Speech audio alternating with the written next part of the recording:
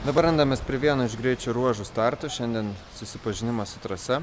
Jau mačiau 3 greičio ruožus. Iš tikrųjų, trasos įspūdingos. Žvyrų neteko dar važiuoti kalnuose.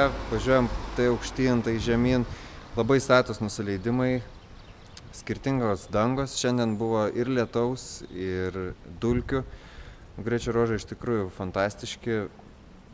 Nekalbant apie visokius vaizdus, kuriuos matom, dabar važiuosime iš viso vulkano kraštu. Iš vienos pusės vandenynas, iš kitos pusės ežeras. Žinoma, per daug nesidairysim, turim žiūrėti į trasą. Keliai labai sudėtingi. Visą laiką kintantis tempas, daug skirtingo tipo posūkių yra ir tramplynų, ir duobių.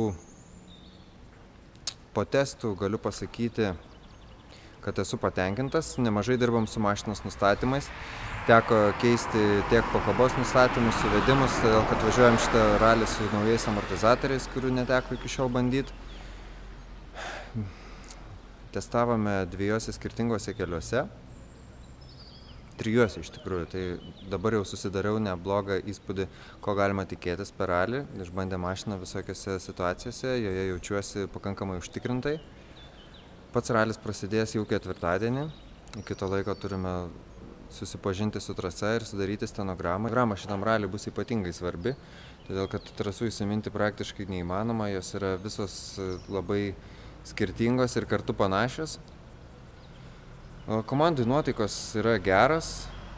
Rezultato prognozuoti dar iš pradžių sunku. Pradėsim nuo lėtesnio tempo ir planuojam po truputį greitėti. Ir po pirmos dienos bus aiškiau, į kokias pozicijas galim taikytis. Tai aišku, norim kuo aukščiau ir kuo geriau. Nežinom, ar tikėtis lietaus ar dulkių, todėl kad oras saloje yra labai permainingas. Gali palyti ir kelis kartus per dieną, gali nelyti ir visai. Dabar dar anksti prognozuoti, iš tikrųjų, turim keletą dienų iki starto. Linkėjimai visiems į Lietuvą.